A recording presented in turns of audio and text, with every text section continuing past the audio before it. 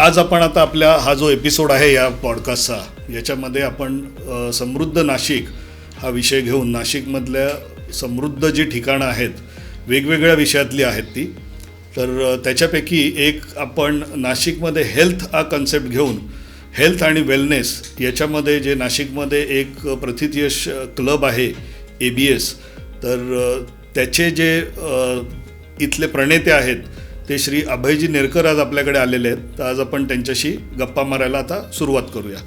सर्वप्रथम मी अभयजींचं स्वागत करतो इथे. Welcome sir. Thank you sir.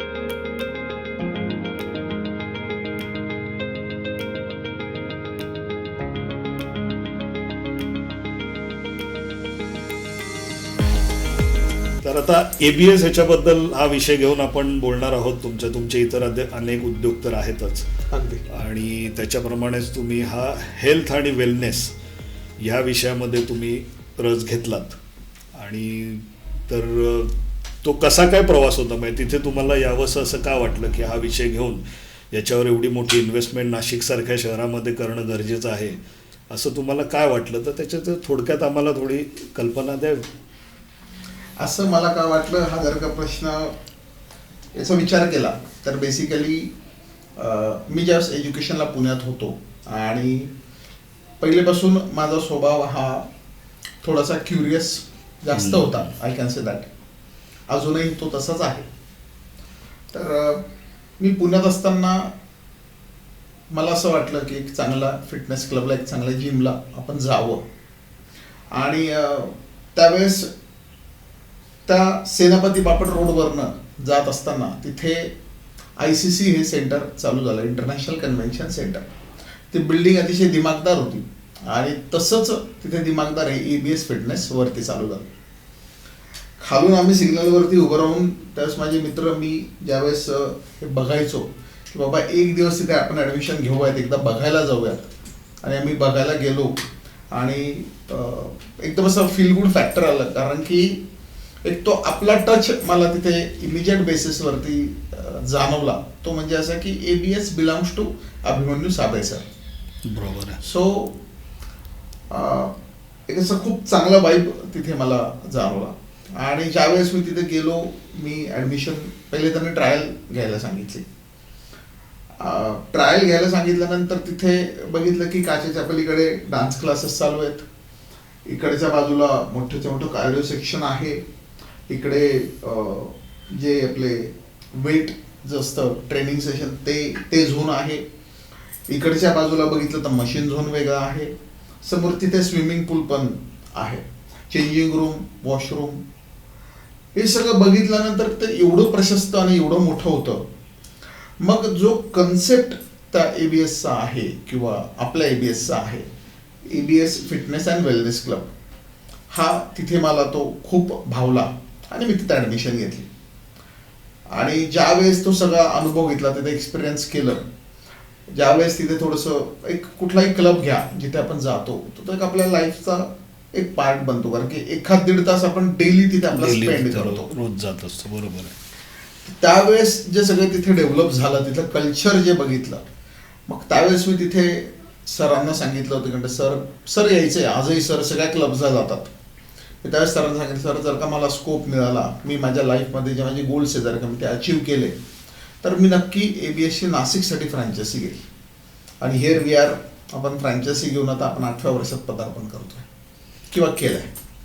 8व्या वर्षात पदार्पण. आता फिटनेस आणि वेलनेस क्लब एक हे करायचा म्हणजे त्याच्यामध्ये एकतर भरपूर प्रकारची इक्विपमेंट्स आली अगदी त्याच्यानंतर हे सगळं शास्त्रीय असतं, म्हणजे उगाचच कोणीतरी येऊन तिथे व्यायाम केला, कसाई केला, वेडावाकडा केला असं तर काही चालत नाही तिथे. अगदी. तर त्याच्यामध्ये आपल्याला जेव्हा आपण तिथे एंट्री घेतो आपण, आणि एंट्री घेतल्यानंतर आता माझी शरीररचना वेगळी आहे, तुमची वेगळी आहे, दुसऱ्या इतरांची सगळ्यांची वेगळी आहे. तर ही सगळी शरीररचना आपल्याला बघत असताना तर त्याच्याप्रमाणे फिटनेस हा प्रत्येकाचा म्हणजे एक इंडिव्हिज्युअल कन्सेप्ट आहे तो, अगदी. की तुम्ही फिट असायला पाहिजे. म्हणजे आज आपल्याला आपण जर क्रिकेटची टीम बघितली तर त्याच्यात बघायला गेलं तर आपण आता नाव घ्यायला हरकत नाही, पण आपला कॅप्टन रोहित शर्मा दिसायला काही लोकांना तो अनफिट वाटेल, पण गेले 3 वर्ष जर बघितलं तर त्यांनी एकही मॅच बुडवलेली नाही आहे. म्हणजे हा एक फिटनेस लेवल आहे ना, कारण एखाद्या खेळाडूने सातत्याने ग्राउंडवर जाणं आणि त्याला कुठली इंजुरी न होणं हा सुद्धा एक फिटनेसचाच भाग झाला ना तसं म्हणायला गेलं तर.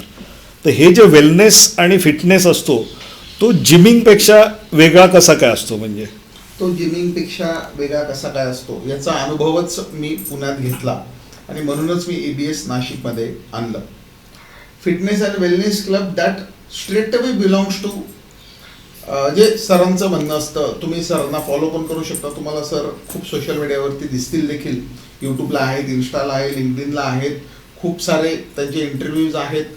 आणि सरांचं स्पेसिफिक पहिल्यापासून सांगणं एक होतं की फिट असणं, जिम करणं म्हणजे तुम्ही कुठेतरी 6 पॅक्स ॲब्स असणं किंवा एकदम बारीक असणं किंवा तुम्हाला काय म्हणतो आपण ते अगदी रॉ भाषेत बोलायचं झालं तर डोले शोले असणं, याला फिट राहणं बिलकुल पण नाही म्हणत सर.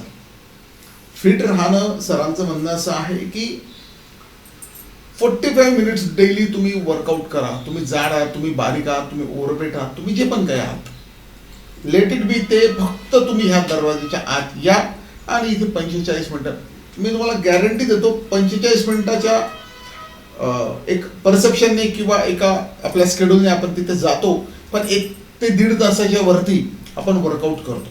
बरोबर. कुठलीही गोष्ट ट्रिगर होण्यासाठी, कुठलीही गोष्ट ॲक्सेलरेट होण्यासाठी ॲटमॉस्फिअर खूप सारं मॅटर करतं. That vibe matter a lot. So ह्या ABS फिटनेस अँड वेलनेस क्लबमध्ये झुंबा असेल, स्पिनिंग असेल, कार्डिओ सेक्शन असेल, क्रॉसफिट असेल, मशीन झोन असतील, डंबेल झोन असेल, अजून हिप अँड थाय बॅचेस असतील, ABS ॲप्स जे आपण वर्कआउट करतो त्याच्या बॅचेस असतील. एन नंबर ऑफ गोष्टी असतात ज्या तिथे ॲज पर शेड्यूल कॉम्प्लिमेंटरी घेतल्या जातात. ABS फिटनेस अँड वेलनेस क्लबने हा ऑल इन वन कन्सेप्ट सगळीकडे रुजू केला आहे. They are Pioneer of this concept. नाही तर याच्या आधी झुंबा करायचं तुम्ही वेगळं पे करा, स्पिनिंग करायचं तुम्ही वेगळं पे करा, अजून काही क्रॉसफिट करायचं, अजून ज्या ज्या मी गोष्टी घेतल्या किंवा कदाचित सांगू पण नाही शकणार इतक्या गोष्टी तिथे असतात. तुमच्याकडे मार्शल आर्टचं सुद्धा हे आहे ना, मार्शल आर्ट्स पण आपल्याकडे आहे. तर ह्या सगळ्या गोष्टींचे माझ्या मते बघायला गेलं तर वेगवेगळे चार्जेस अप्लाय केले जातात. आपल्याकडे ऑल इन वन सगळं इन्क्लुझिव्ह ऑल असतं. तुम्ही इयरचे पैसे पे करा, त्याच्यात सगळं आहे. टाइम शेड्यूल लावलेलं असतं, त्याच्याप्रमाणे तुम्ही त्या बॅचेसमध्ये स्ट्रेट अवे जाऊ शकता. I am very happy and humble to say that की सकाळी आणि संध्याकाळी रश अवर्समध्ये असं असतं आपल्याकडे की कधी ही बॅच चालू होईल आणि कधी मी त्याच्यात पार्टिसिपेट करेल. इतक्या अप टू द मार्क आणि इतक्या मस्त त्या बॅचेस चालतात. So apps fitness and wellness club belongs to all this. तुम्ही ॲप्सची जर का टॅगलाईन बघितली तर ABS आणि खाली टॅगलाईन ॲप्स इज फन. आपण फिटनेसकडे ना जे एकदम चाकोरीबद्ध आणि ते एकदम जुन्या काळात जसं चालायचं तसं बघतो ना, प्रॅक्टिकली सर ते आता नाही होत. कारण की लाईफस्टाईल चेंज झाली आहे. मी कालच कुठेतरी बोललो की बाबा जंक फूड थोडंफार तुम्हाला बाय डिफॉल्ट कुठून ना कुठून घ्यावंच लागतं. प्लस एक नवीन आता गोष्ट ॲड ऑन झाली जी पुन्हा मुंबईत होती आता नाशिकमध्ये पण आली, ट्रॅफिक. सगळ्या ह्या गोष्टींचं जर का तुम्ही सिस्टीम तुमची दिवसाची जर का बघितली, तुमचं शेड्यूल जर का तुम्ही बघितलं तर हे सगळं अगदी तंतोतंत पालन करणं हे प्रॅक्टिकल आता पॉसिबल नाही आहे सर. म्हणून सरांचं म्हणणं असतं, अभिमन्यू सरांचं किंवा त्या पूर्ण कंपनीचं म्हणणं असतं की बाबा तुम्ही ॲटलिस्ट 45 मिनिट्स तुमच्या शरीराला द्या. मी इथे बिलकुल हे सांगणार नाही की तुम्ही आपल्या क्लबला ॲडमिशन घ्या किंवा माझा इनडायरेक्ट वे इथे ते प्रमोट करायचं बिलकुल नाही नाही, बिलकुलच नाही. ऍब्सोल्यूट नाही. पण कुठे ना कुठे तुम्ही तुमच्या शरीरासाठी 45 मिनिटं द्या म्हणजे द्या. We R here to say की बाबा समृद्ध नाशिक. समृद्ध नाशिक हे कशासाठी आहे? हेल्थी असलंच पाहिजे, ते हेल्दी असलं पाहिजे, हेल्दी असलं गरजेचंच आहे ते. म्हणजे नाशिक मध्ये जर का बघायला गेलं सगळ्यात जास्त जॉगिंग ट्रॅक असं मला वाटतं की आपल्या हो. नाशिकमध्ये आहेत. मागे single sir, Ravindra single sir आपले ऑनरेबल सीपी होते. तर sir is a fitness freak आहे. आत्ताचे सीपी सर पण अतिशय फिटनेस फ्रीक आहेत, माननीय संदीप कर्णिक सर. तर त्यावेळेस सिंगल सरांनी ज्यावेळेस मॅरेथॉन घेतली होती, त्या मॅरेथॉनमध्ये आमची चर्चा झाली होती की फिटनेस सिटी म्हणून आपण प्रमोट करू. आणि त्यावेळेस पण आम्ही हा सेम संदेश दिला होता की कुठेही तुम्ही फिटनेस संदर्भात जा, ते तुमचं ग्रीन जिम असेल, ते तुमचं जॉगिंग ट्रॅक्स असतील, कुठलाही छोटा मोठा जिम असेल किंवा ABS क्लब असेल किंवा N नंबर ऑफ नाशिकमध्ये असणारे क्लब्स असतील, पण तुम्ही तुमच्या शरीरासाठी 100% दिवसातनं 45 मिनिटं द्या म्हणजे द्या. अगदीच याच्यात कुठेही नाही काही जमलं तर ऍटलिस्ट वॉक करा. हे खूप इम्पॉर्टंट आहे. नाही, आता तुम्ही जसं सांगितलं ना, तर त्याच्याप्रमाणे नाशिकमध्ये जर आपण एक बघितलं की एक फिटनेस सिटी म्हणून त्याला प्रमोट करणं, तर फिटनेस सिटी प्रमोट करायला आपल्याकडे भरपूर गोष्टी आहेत. जसं जॉगिंग ट्रॅक सांगितलं किंवा गार्डन सांगितली, आपल्याकडे सायकलिस्टचे क्लब आहेत, आपल्याकडे निरनिराळे वेगवेगळे क्लब्स आहेत.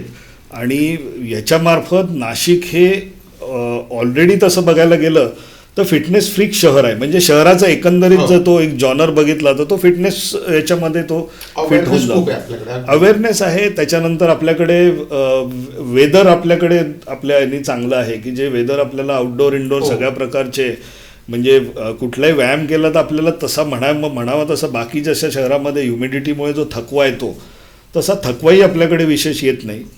तर फिटनेस सिटी हे नाशिकचं म्हणजे टॅगलाईन खूपच म्हणजे एक नवीन अशी आहे, अभिनव कल्पना आहे. आणि त्याच्यातनं आपल्याला भरपूर गोष्टी काही साध्य करता येतील. अगदी शाळेपासूनच्या मुलांपासून ते वयस्कर लोकांपर्यंत आपण बघतो जॉगिंग ट्रॅकला लोक जात असतात.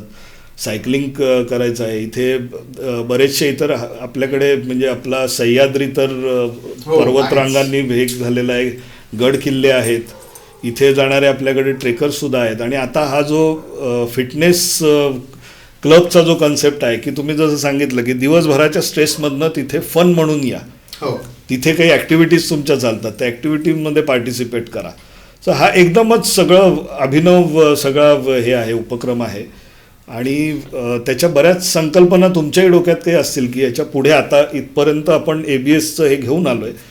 आता ABSमध्ये तुम्ही साबळे सरांची तुमच्या चर्चा होतच असतील, तर त्यांच्या आणि तुमच्या काही अशा जॉईंट काही कल्पना आहेत का की याच्या इथून ते पुढे आता हे कसं हे करायचं की याच्यात जास्तीत जास्त लोकांची इन्व्हॉल्वमेंट?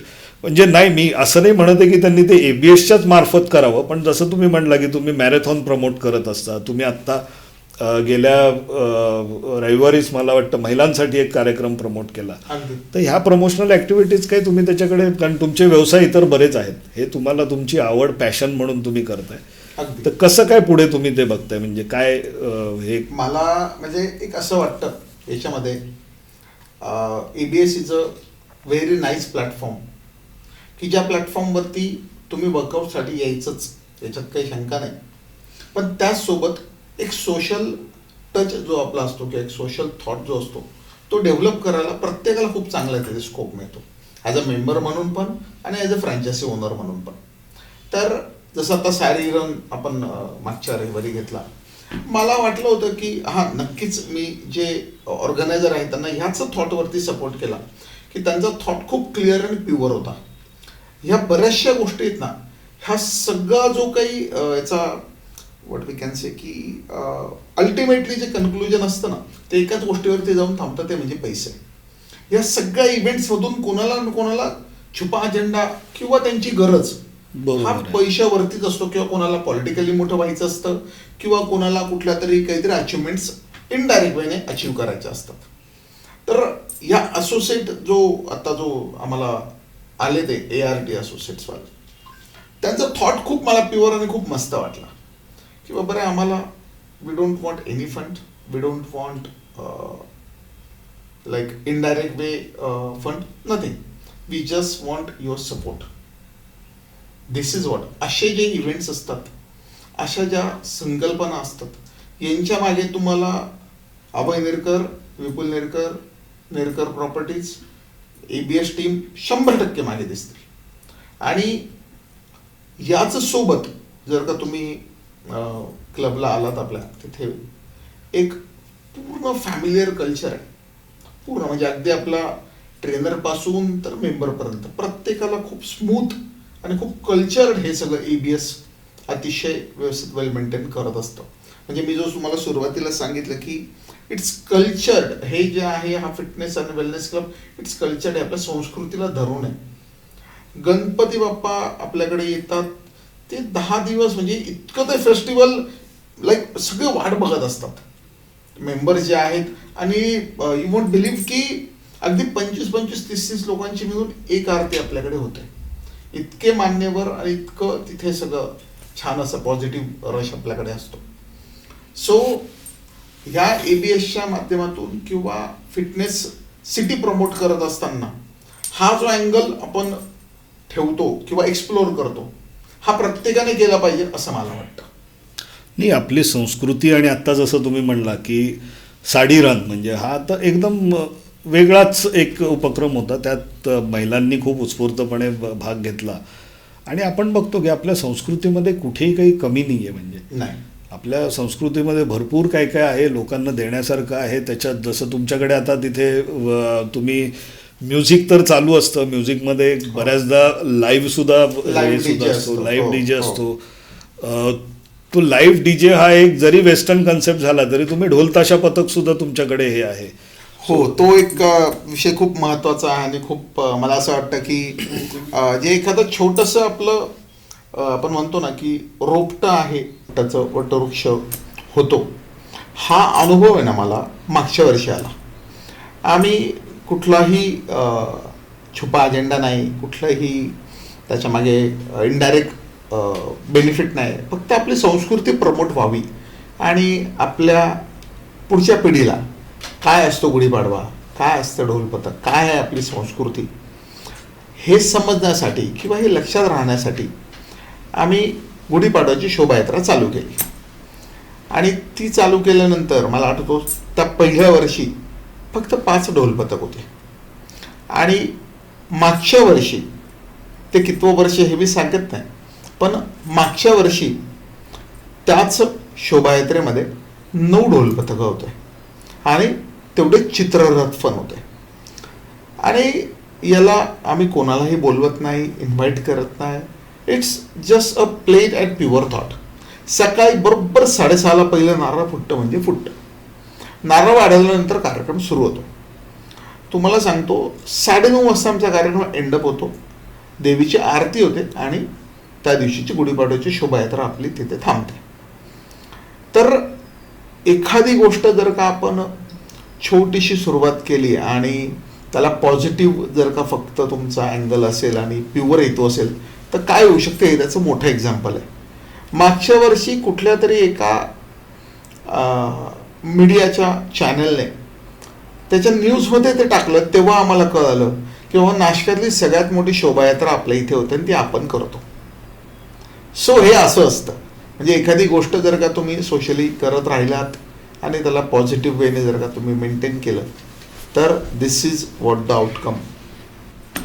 पण हे करत असताना म्हणजे मागच्या वर्षीची तुम्ही जेव्हा गोष्ट केली सांगितलीत तेव्हा TV वर असंही आलं होतं की एक संपूर्णपणे महिलांचं पथक आणि महिलांचेच त्याच्यात सहभाग असलेलं असं एक पथक आपल्याकडे, हे एक वेगळ्या प्रकारचं एक सगळे म्हणजे त्या TV वर सुद्धा असं सांगितलं की असा हा एक वेगळ्याच प्रकारचं पथक त्यांना मिळालं. महिला निरनिराळ्या पथकातून ढोल वाजवतात, ते सगळीकडेच वाजवतात, पण पूर्ण महिलांचं पथक, महिलांनीच सांभाळलेलं, महिलांनीच ते वाढवलेलं असं एक पथक आपल्याकडे आलं होतं. तर त्यांचं आणि तुमचं कसं काय, म्हणजे ते संपर्कात कसे आले, तुम्ही त्यांना मुद्दामून बोलवलं का ते त्यांच्या तुमच्या? हो, अगदी तसं म्हणतात ना की बाबा एखादी तुम्ही गोष्ट करत राहा, त्याला सडळ हात ऑटोमॅटिक येऊन जॉईन होतात. हे तसं आहे अगदी. आम्ही कोणालाही बोलवत नाही. हां, नक्कीच आमचं फिल्टर त्याला खूप मोठं असतं. आम्ही ज्या सर्वांनी मिळून हे चालू केलं, हे मी बिलकुल एकट्याने चालू नाही केलं. हा, हे पण सांगतो की कुठलीही गोष्ट तिचं क्रेडिट घ्यायला मला आवडत नाही. हे पहिल्यापासून आहे माझं. जे काही सगळं चांगलं झालं ते सर्वांमुळे झालं हे मानणाऱ्यांमधला मी आहे. आणि आम्ही सर्वांनी मिळून आम्ही ठरवतो. आम्हाला दरवर्षी नवीन कोणी ना कोणी अप्रोच होत असतं. आमची सर्व टीम ठरवते की बाबा यांना आपल्याला सोबत घ्यायचं किंवा नाही घ्यायचं. आणि समजा जरी नसेल घ्यायचं तर आम्ही अतिशय व्यवस्थित दोन आपले हात जोडून त्यांना विनंतीपूर्वक सांगतो की बाबा ह्या वर्षी नाही, पण पुढच्या वर्षी किंवा त्याच्या पुढच्या वर्षी जेव्हा आम्हाला स्कोप मिळेल आम्ही नक्की तुम्हाला बोलवून याच्यात सामील करू. पण सुरुवातीला किंवा पहिल्यांदा आम्ही कधीच कोणाला बोलवत नाही. तर आत्ता जसं तुम्ही म्हणालात की आम्ही ते फिल्टर करून घेतो, जे कोणी तुमच्या म्हणजे जे काय हां अगदी आपल्या नववर्षदिनी जे कार्यक्रम होतात तर त्याच्यामध्ये सर्व गोष्टींनी तुम्ही फिल्टर करून तुमची काय एक त्याच्यामध्ये प्रोसेस आहे. तर आता coming back again to wellness centre, आणि तर तिथेसुद्धा बऱ्याचदा नाही म्हटलं तरी मध्यवर्ती ठिकाणी जागा आहे. आणि मध्यवर्ती ठिकाणी जागा असल्यावर काय होतं की नाही म्हटलं तरी काही ना काहीतरी असे अनसोशल एलिमेंट्स तिथे येतात. महिला येत असतात, आजूबाजूला काही म्हणजे लोकांच्या तिथे हे होत असतात आणि बऱ्याच गोष्टी आपल्या कळत नकळत घडत असतात. आपण समाजात राहतो, आपल्याला इतक्या वर्षाच्या अनुभवानंतर या गोष्टी माहिती आहेत. तर ह्याची तुम्ही कशी खबरदारी घेता की जिमच्या म्हणजे तुमच्या फिटनेस सेंटरच्या आतमध्येही आणि बाहेरही कुठल्याही प्रकारचे काही म्हणजे इव्ह टीझिंग म्हणा किंवा अशा प्रकारचे काही प्रकार होऊ नयेत म्हणून तुम्ही कसं त्याच्याकडे म्हणजे आणि तसे होतात का आणि त्याच्यासाठी तुम्ही कसं तुम्ही बंदोबस्त ठेवता? तसं बघायला गेलं तर हे होतात का? बिलकुल होत नाही आपल्याकडे. आणि त्याच्यासाठी जे प्रिकॉशन्स मेजर आहेत, जे काही त्याची सिस्टीम आहे, हे मी जसं बोललो की मगाशी पण की कल्चर्ड हे सगळं आहे. तसं ABSचं सर्व ती सिस्टीम आहे आणि ती सिस्टीम खूप अगदी छोट्यातल्या छोट्या गोष्टीपर्यंत मॉनिटर करत असते आणि त्याच्यामुळे ह्या गोष्टी आपल्याकडे होत नाहीत. आणि I feel very proud to say की सगळ्यात जास्त कल्चर्ड आणि सेफ आज आपण आहोत. हां, बरेच प्रयत्न केले जातात इनडायरेक्ट वेने. हां, आम्ही कधीही कोणाला कॉम्पिटिशन मानत नाही आणि कधी कोणाच्या कॉम्पिटिशनसाठी हा फोरम पण आम्ही ओपन नाही केला. म्हणजे ABS आणण्यामागे आपल्याला बाकीचं कोणाला काही बिझनेसला हॅम्पर करायचं आहे किंवा काय असं बिलकुल पण कधीच म्हटलं कुठल्याच बिझनेसमध्ये आपला थॉट कधीच नसतो.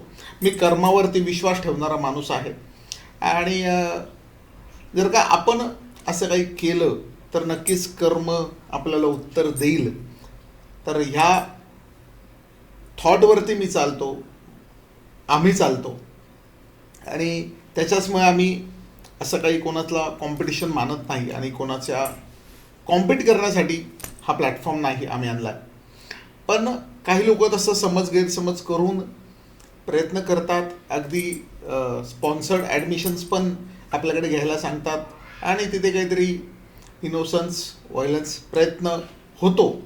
परंतु ते म्हणतात ना की बाबा रे, चांगल्याच उत्तर म्हणजे किंवा एखाद्या अपप्रवृत्तीला उत्तर हे चांगल्या आपल्या कृतीतनंच असतं. सो तिथे जे काही वाईब आहे, जे काही कल्चर आहे ते त्या गोष्टीला उत्तर असतं आणि अशी ऑटोमॅटिकली ती गोष्ट इमिजिएट बेसिसवरती बाहेर जाते. आणि आपल्या जे झिरो टॉलरन्स पॉलिसी आपल्याकडे असते त्या झिरो टॉलरन्स पॉलिसीमध्ये ABS खूप स्ट्रिक्ट आहे. खूप म्हणजे खूप स्ट्रिक्ट आहे. कंटिन्यू CCTV मॉनिटरिंग असतं 24 तास.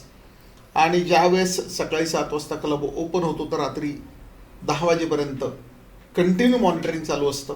कुठलीही गोष्ट एवढी काही जाणवली तर त्या व्यक्तीला वॉर्निंग दिली जाते आणि ती जर का झिरो टॉलरन्स पॉलिसीमधली गोष्ट असेल तर त्यांना त्याचा रिफंड दिला जातो आणि हात जोडून त्यांना टाटा बाय बाय केला जातो.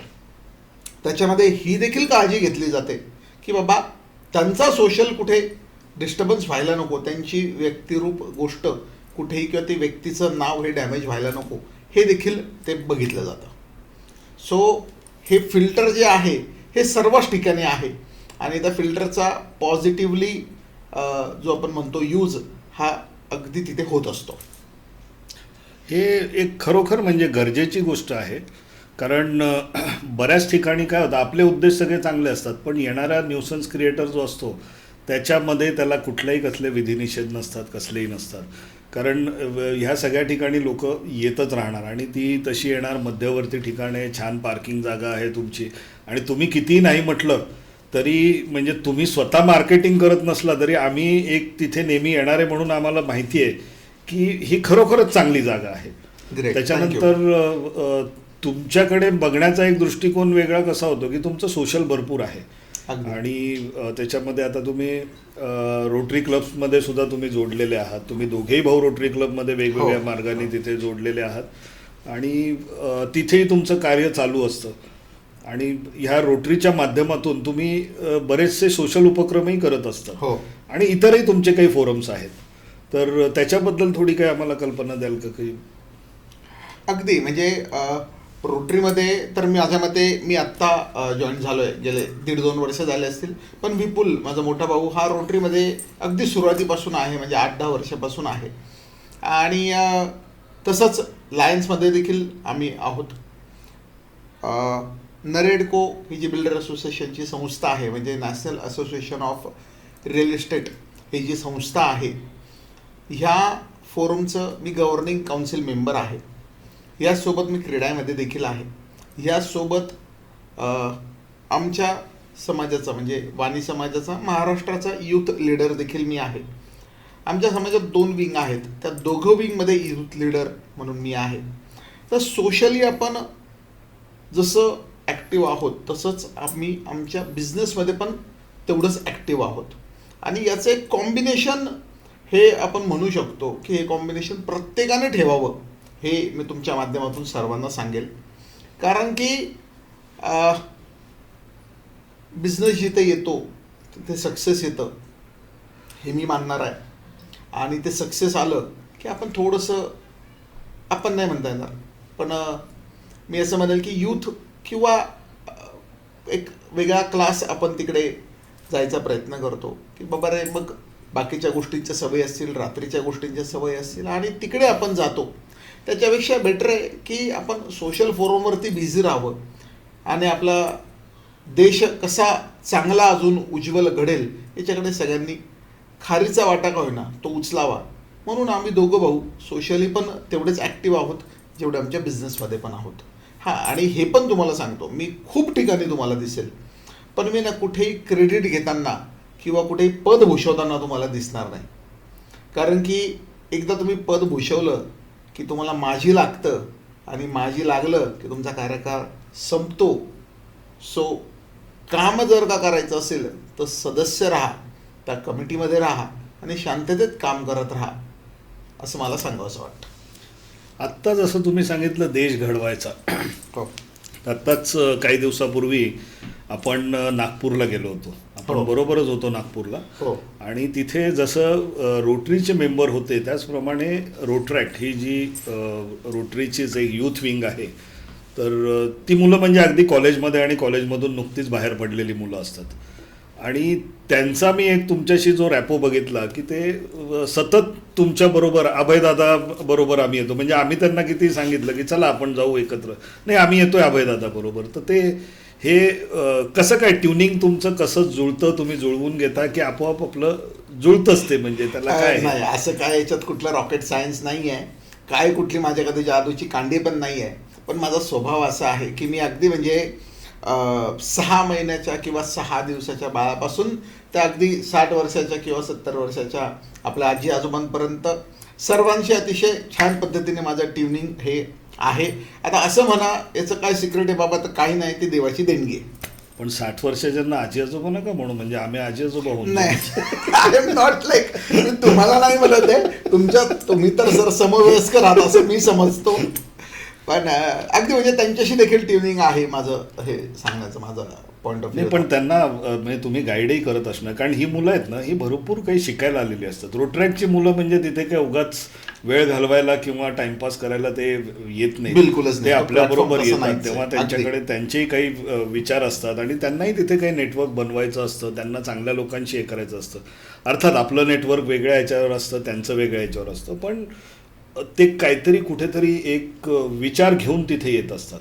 आणि जोपर्यंत तुमच्याकडून त्यांना काही मिळत नाही ना, तोपर्यंत अजिबात असं तुम्ही म्हटला की ते म्हणजे मॅग्नेट आहे म्हणून ते येत नाहीत.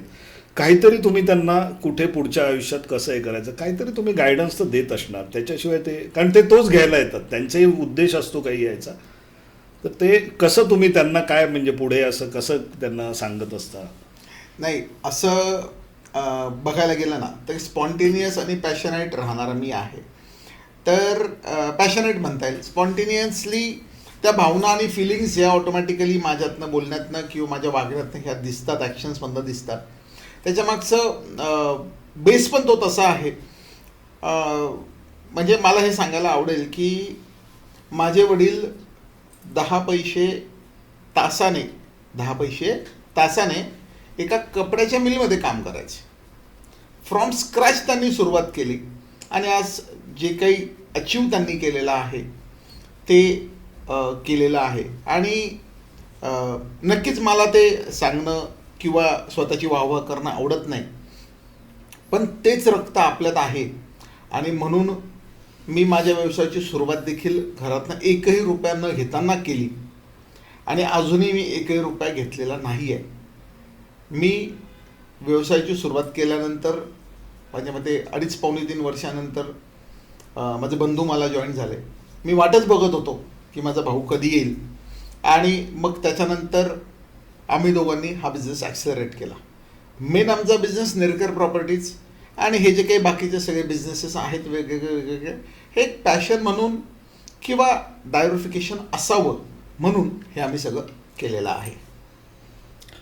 आपण आता तुमच्या वेगवेगळ्या जे आपण व्यवसाय बोलला त्याच्याबद्दल थोडं आपण थोडीशी चर्चा करूया त्याच्याबद्दल सुद्धा, कारण ते ह्या एकंदरीत पॉडकास्टला आपण एक नाशिकमधील एक समृद्ध व्यक्तिमत्व, समृद्ध म्हणजे आपण नुसतं त्या ह्यांनी नाही म्हणत आहे, म्हणजे नुसता फायनान्शियल भाग नाही, पण एक विचारांची समृद्धीसुद्धा असते, त्याच्यामधनं कर्तृत्वाची समृद्धी असते. या सगळ्या दृष्टीने एक अभय नेरकर जर आम्हाला असं समजून घ्यायचे असतील तर त्याला कसं तुम्ही हे कराल? म्हणजे आम्हाला तुमची थोडक्यात लहानपणापासूनची काही तुमच्या काही बालपणातल्या आठवणी असतील किंवा कॉलेजमध्ये तुम्ही जसं सांगितलं की तुम्ही पुण्याला होतात, तर मग पुण्यामध्ये आणि नाशिकमध्ये तेव्हा आणि आताचा काय फरक जाणवतो तुम्हाला? अशा बऱ्याच गोष्टी असतात की ज्याच्यामुळे आपण एक व्यक्तिमत्व घडत असतं. घरच्या काही गोष्टी असतील तुमच्या की काही आईवडिलांनी दिलेले संस्कार ते तर आपण घेत असतो, कळत न कळत असतात. काही संस्कार असतात ते कळत कळत आपल्याला ते डोक्यात रुजले जातात, तेव्हा ते संस्कार म्हणून माहीत नसतात, पण तो संस्कार म्हणून रुजतो आणि आपल्याला मग मोठं झाल्यानंतर आपल्याला कळतं की हा संस्कार आपल्याला त्यावेळेला त्यांनी दिला होता. तर अशा काही एक 2-4 घटना असतील. तसं बघायला गेलं तर प्रत्येकाचाच इतिहास हा फार मोठा असतो. त्याच्यावरती पिक्चर पण निघतात आणि एखादा तो हिट पिक्चर होतो. तशातला टाईप्स काहीतरी माझा इतिहास आहे असं मला वाटतं. प्रत्येकाला तो तसा वाटत असतो. पण जर का लहानपणीचं म्हटलं तर घरामध्ये पूर्ण परिवारात जर का आमच्याकडे कोणी येणार असेल, पाहुणे येणार असतील, हां आमचं घर म्हणजे अगदी तेच गोकुळासारखं कंटिन्यू नातेवाईक मित्रपरिवार हे कायम तेव्हापासून येतात आणि आजही तो तसाच ग्राफ आमचा मेंटेन आहे किंवा वाढतो आहे. जर आमच्या घरी कोणी येणार असेल तर त्यांच्या मुलांना स्ट्रिक्टली सूचना असायची की सगळं करा, अभयपासून दूर राहा. मी सर्वात बंड, सर्वात खोड्या काढणारा मी अभय नेरकर. आणि मी जर का तुम्ही माझं म्हणजे माझ्या आजी आजोबांना, माझ्या मावशींना, माझ्या मामांना, आत्यांना कोणाला तुम्ही भेटलात, त्यांना तुम्ही माझ्याबद्दल विचारलं आणि आजचं विचारलं तर ते कम्पॅरिझन नाही होऊ शकत. आणि ते पण म्हणजे अगदी असं म्हणतात की बाबा तो अभय खरोखर तू होतास का? इतका बदल टाईम टू टाईम हा होत गेला आणि मी स्वतःला अपग्रेड करत गेलो आणि सी हिअर आय ॲम. आणि पुढचा जो ग्राफ आपला आहे तो ग्राफ नक्कीच हा त्यापेक्षा जास्त ॲक्सिलरेट झालेला असेल. आणि जे फ्युचर जे काही माझे गोल्स आहेत, माझ्या कंपनीचे, माझ्या भावाचे, आम्ही जे काही ठरवलेले गोल्स आहेत ते अचीव करण्यासाठी जे जे काय आम्हाला आत्ता करायचं आहे ते आम्ही सगळं करायला सुरुवात केलेली आहे. राहिला विषय 2, 4, 5, 10 अनुभवांचा, तर मला असं वाटतं की म्हणजे आपण जे बघतोय, जे फास्ट लाईफ आम्ही मी म्हणू, तुम्ही नाही, पण आम्ही जे यूथने एक्सपिरियन्स केलेला आहे, तर टाईम इज फ्लाईंग. मी खूप वेळा माझ्या बोलण्यात येतं की टाइम इज फ्लाइंग नाव. वेळ पळतीये, आपण त्या वेळेनुसार राहिलंच पाहिजे आणि पुढे स्वतःला अपग्रेड केलंच पाहिजे हे मानणाऱ्यांमधला मी आहे. आणि